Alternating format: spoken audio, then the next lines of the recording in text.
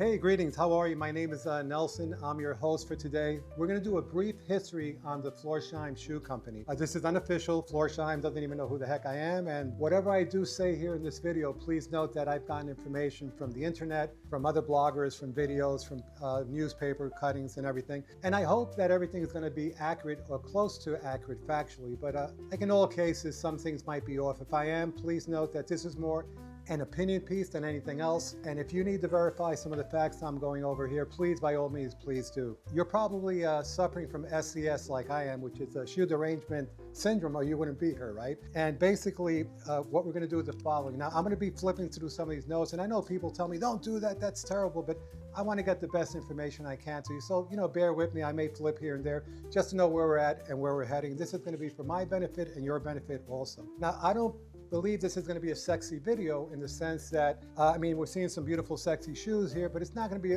a lot about the shoes. It's going to be more about the history of Florsheim. So we're going to get right into it. And by the way, in the future, I'm going to be releasing another video where I'm actually going to get into the shoes and talk a lot more about them, okay? But that's going to be coming down in the future. And hopefully I'll let you know in the link below where you can find that video, right? Florsheim was established at about 1892. And in Chicago, and it grew to be one of the greatest American shoe companies in the United States and one of the top premier shoe companies in the world. It was established by a gentleman named Sigmund Florsheim. Now, Sigmund came to the United States as an immigrant from Germany at about the age of 20. When he arrived here, he was a cobbler of sorts, but he arrived and he started selling shoes in front of small shops in the streets of Chicago, of all places, right? And eventually he rises through the ranks and he starts becoming, well known in the shoe business. He actually gets involved with some major shoe companies and raises to a position where he's actually becomes a partner with some of these companies. And people recognize him and they respect him as a shoe man, as someone knows about manufacturing, about making shoes. So to Milton's credit, he actually builds a very successful company. And when he establishes it in 1892, 3 of his sons join him afterwards. And one of the principal sons was a gentleman named Milton. He becomes a heavy hitter because unfortunately Sigmund kicks a bucket and he goes to the big shoe show and the big trunk show in the sky, right? So he goes up and he leaves Milton behind. Milton is only 26 years old, if you can imagine that, and he inherits his company. And he used to actually work in the shop when he was a teenager, dusting off shoes and cleaning shoes. So Milton takes over, and much to his credit, Milton does a fantastic job while he is the head of Florsheim Company. During that period, Florsheim begins to supply shoes to the United States government, World War I, World War II, and they make some money that way, and they do a very nice job. And eventually, one of the things that Milton was really troubled with, at that time they had a lot of private labels. I think they have that today still. And basically, Florsheim, Milton begins to deal with these private label guys who, towards the end, begin to sort of like give Milton difficulty. They want Milton to sell a shoe that they might be selling for $4.50. Well, they're buying a huge lot and they want them out for $4.25 or $4.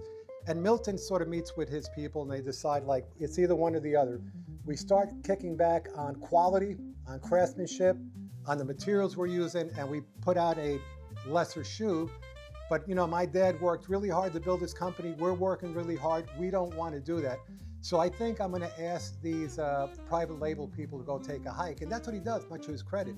Now, that's about 50% of the business for Florsheim during that early period.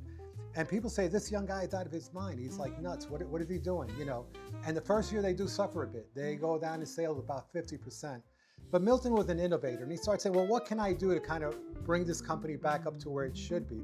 And he does, I think, 3 things that are really, really important. One, of course, is he eliminates the private label guys. And what he does additionally is he starts franchising his business. And a lot of people didn't know what franchising was at the time. So he starts franchising, and not only that, but he provides loans and financial aids for people who want to franchise, right? So that's pretty cool, and that was sort of innovative. He also begins to advertise quite a bit, a huge amount of money into advertising. And what he's advertising is what is the quality of the shoe, really. And that's what he does. And that advertising carries Florsheim for many, many years to come. So as a result of it, the business, raises up again. They start doing well. They start building new factories and new plants, and they start hiring a huge number of people. At one point, I think they had about 3,500 employees, like in the early 1900s, which is really unheard of. And these are all, what's really important here, these are all American-made shoes made in the United States by, I would suppose, union workers that are highly skilled, and they're using the best quality and that type of thing. So the company really begins to take off and do very well. Eventually, Milton also decides to join that big trunk show in the sky, and he's gone, and a couple of his nephews take over the company. And they carry the company, and they do a pretty darn good job. They carried it up to about 1953. And lo and behold, at that point, a lot of the newspaper people and the business people are shocked when they learn that the Florsheim family has sold their business to a major corporation. A company, I believe, that eventually was named Interco. It was actually an international shoe company, and eventually they changed their name to Interco. Now, Milton thought this was a good idea because he was being handed $21 million in 1953, and that's not a bad piece of change if you can grab it, right? And in addition, the family was still going to be involved with the corporate aspect of selling the shoes, but he's thinking this international shoe company is such a huge worldwide company that they'll be able to grow by leaps and bounds, distribution, better quality, and he just thinks this is going to explode and make the company a lot bigger. And they have some interest in the company, but basically it's now in the hands of a corporate company. Well, things are going pretty well until about the early maybe 1980s. A couple of bad things start happening. Well, one of the things is that a lot of folks start wearing like tennis shoes, sneakers, that type of thing. They start becoming popular. I guess a shoe like this begins to look like an old-fashioned, old man kind of shoe. And there's a huge supply of cheap shoes coming in from Europe that look pretty cool, pretty nice, but they're cheap shoes and they're a lot less expensive.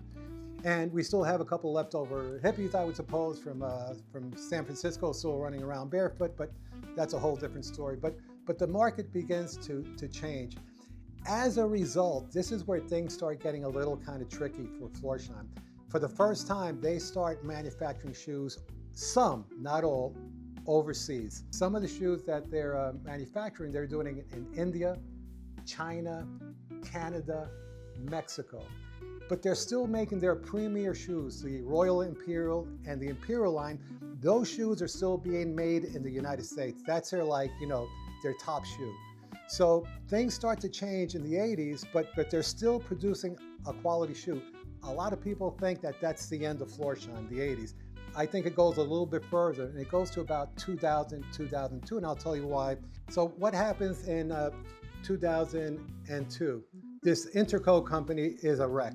They're mismanaging most of their companies, and they get involved in the infamous junk bond market, right?